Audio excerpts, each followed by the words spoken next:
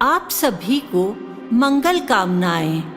भक्तामृत स्तोत्र का 45वां श्लोक ऐसा श्लोक है जिसको सुनने से प्राणी मात्र को शारीरिक और मानसिक लाभ पहुंचता है, दर्द में फायदा होता है। आप सभी से अनुरोध है, आंखें बंद करके शांत मन से इस मंत्र को सुने और उसका लाभ उठाएं।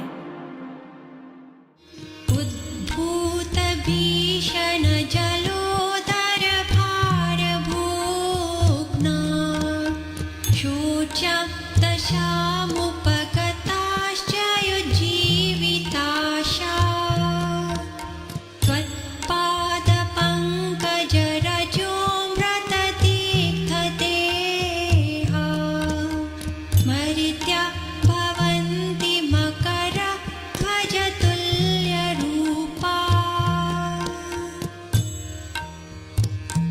हे नाथ, जो आपके चरणों का ध्यान करता है उसका भयंकर जलोदर रोग भी दूर हो जाता है। उद्भूत भीषण जलोदर भार भूग्ना शोचं दशामुपगताश्चय जीविताशा त्वत्पादपङ्कजरजोऽमृततीर्थदेहा मर्त्या भवन्ति मकरध्वजतुल्यरूपा।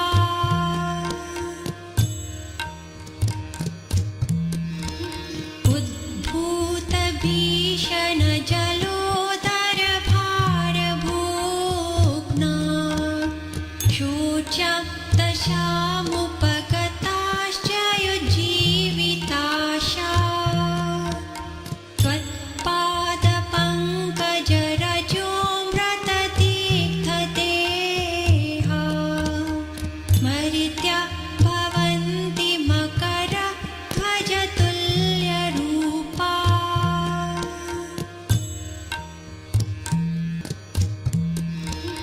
उद्भूत भीषण जलोदर भार भूग्ना शोचं दशामुपगताश्चय जीविताशा त्वत्पादपङ्कजरजोऽमृततीर्थदेहा मर्त्या भवन्ति मकरध्वजतुल्यरूपा।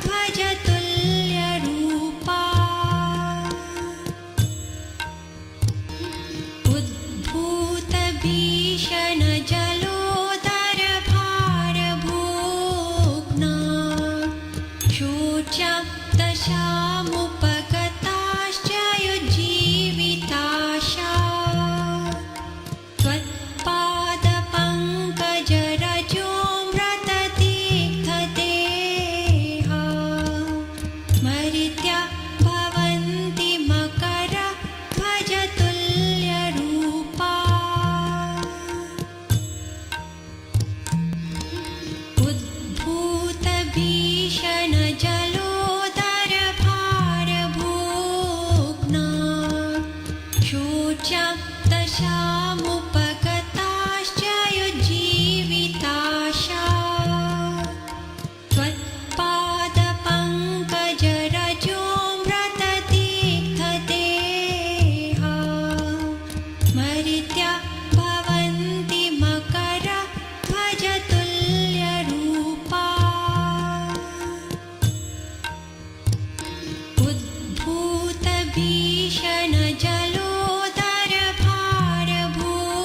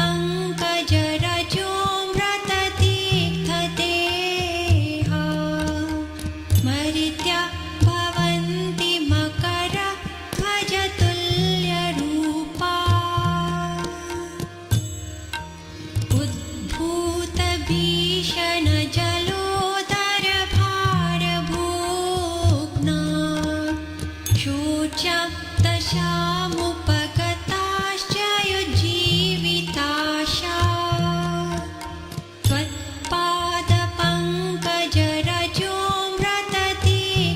त्वत्पादपङ्कजरजोऽमृततीर्थदेहा मर्त्या भवन्ति मकरध्वजतुल्यरूपा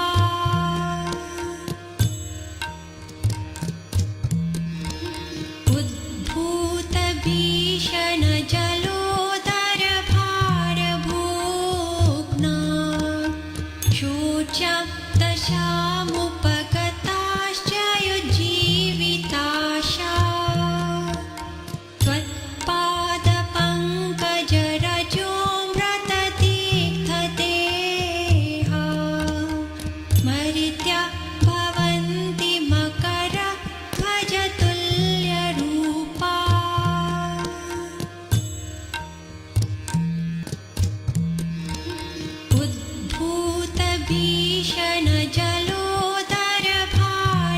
उद्भूतभीषणजलोदरभारभूग्ना शोचन्तशामुपगताश्च युज्जीविताशा त्वत्पादपङ्कजरजोऽमृततीर्थदेहा मर्त्या भवन्ति मकरध्वजतुल्यरूपा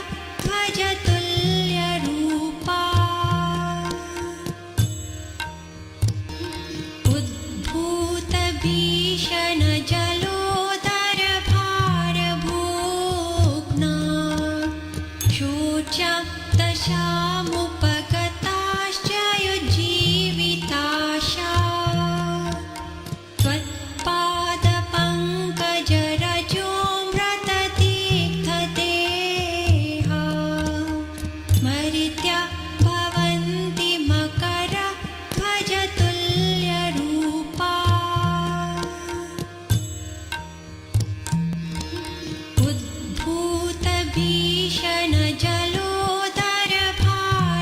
उद्भूतभीषणजलोदरभारभूग्ना शोचन्तशामुपगताश्च युज्जीविताशा त्वत्पादपङ्कजरजोऽमृततीर्थदेहा मर्त्या भवन्ति मकरध्वजतुल्यरूपा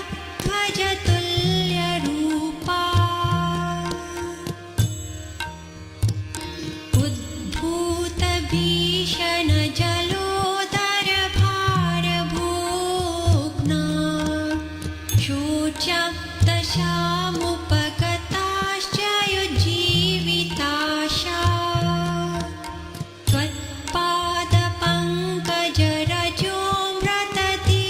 त्वत्पादपङ्कजरजोऽमृततीर्थदेहा मर्त्या भवन्ति मकरध्वजतुल्यरूपा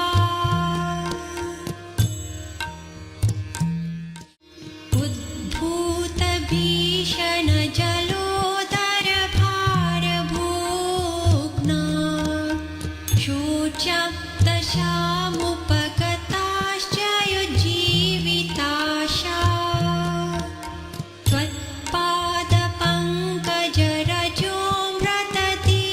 त्वत्पादपङ्कजरजोऽमृततीर्थदेहा मर्त्या भवन्ति मकरध्वजतुल्यरूपा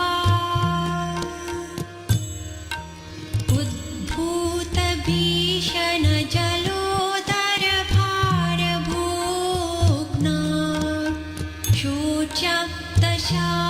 शोचन्तशामुपगताश्च युज्जीविताशा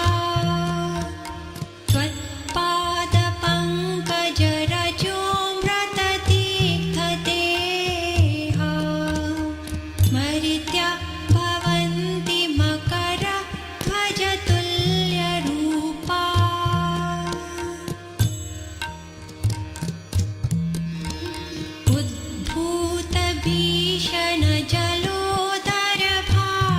उद्भूतभीषणजलोदरभारभूग्ना शोचन्तशामुपगताश्च युज्जीविताशा त्वत्पादपङ्कजरजोऽमृततीर्थदेहा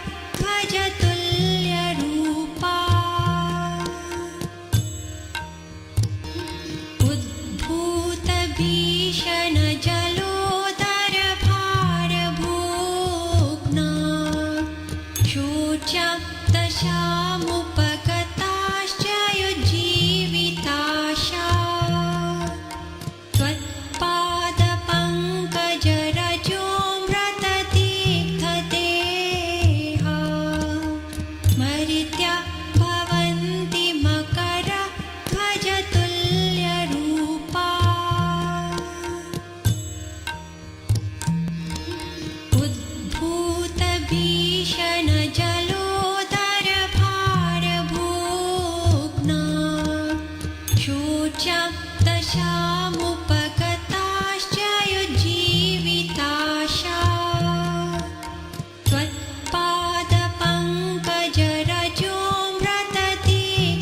त्वत्पादपङ्कजरजोऽमृततीर्थदेहा मर्त्या भवन्ति मकरध्वजतुल्यरूपा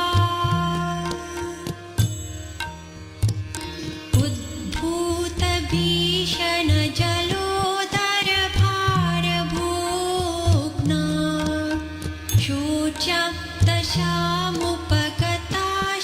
युज्जीविताशा त्वत्पादपङ्कजरजोऽमृततीर्थदेहा मर्त्या भवन्ति मकरध्वजतुल्यरूपा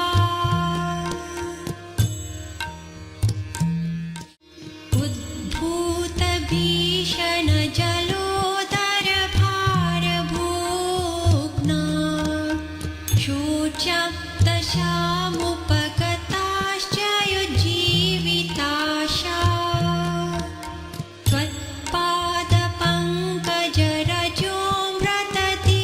त्वत्पादपङ्कजरजोऽमृततीर्थदेहा मर्त्या भवन्ति मकरध्वजतुल्यरूपा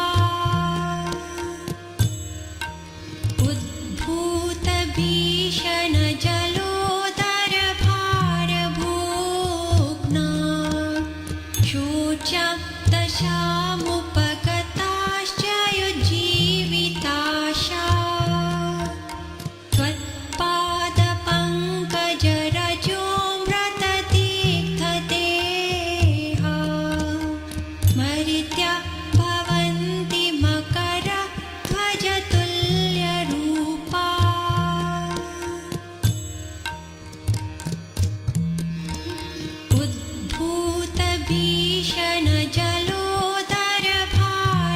उद्भूतभीषणजलोदरभारभूग्ना शुचां दशामुपगताश्च युज्जीविताशा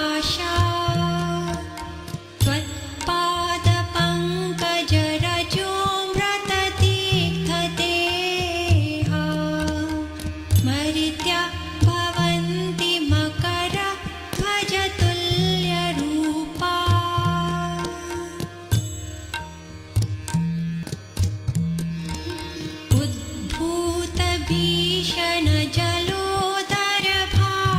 उद्भूतभीषणजलोदरभारभूग्ना शुचां दशामुपगताश्च युज्जीविताशा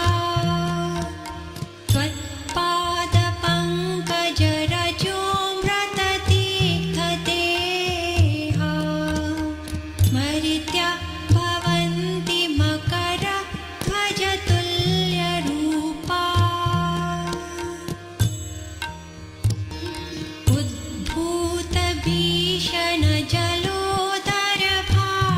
उद्भूतभीषणजलोदरभारभूग्ना शुचां दशामुपगताश्च युज्जीविताशा त्वत्पादपङ्कजरजोऽमृततीर्थदेहा मर्त्या भवन्ति मकरध्वजतुल्यरूपा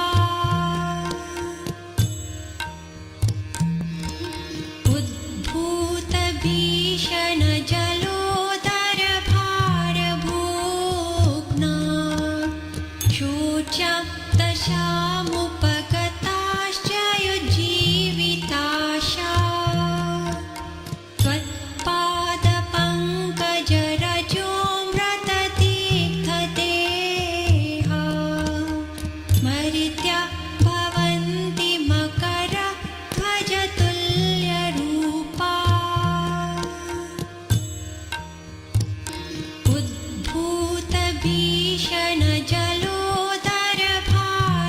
उद्भूतभीषणजलोदरभारभूग्ना शुचां दशामुपगताश्च युज्जीविताशा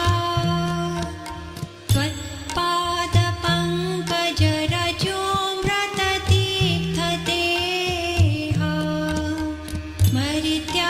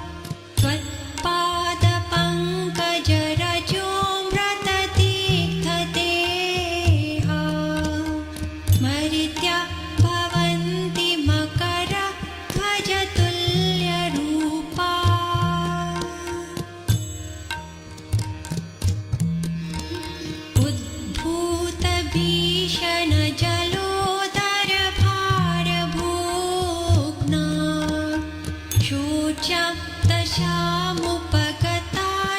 युज्जीविताशा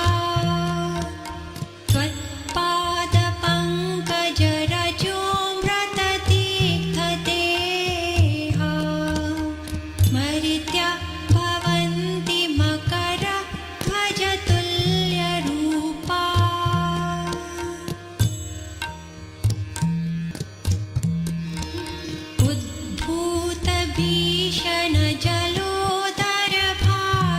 उद्भूतभीषणजलोदरभारभूग्ना शोचं दशामुपगताश्च युज्जीविताशा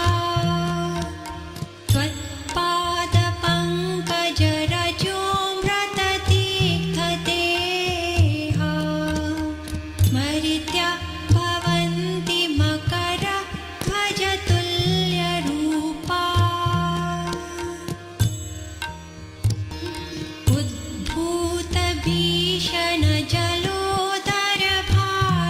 उद्भूतभीषणजलोदरभारभूग्ना शोचं दशामुपगताश्च युज्जीविताशा त्वत्पादपङ्कजरजोऽमृततीर्थदेहा मर्त्या भवन्ति मकरध्वजतुल्यरूपा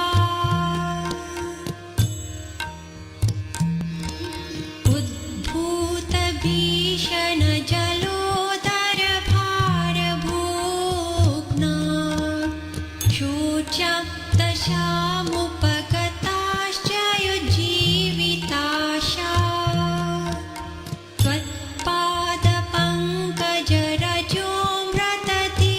त्वत्पादपङ्कजरजोऽमृततीर्थदेहा मर्त्या भवन्ति मकरध्वजतुल्यरूपा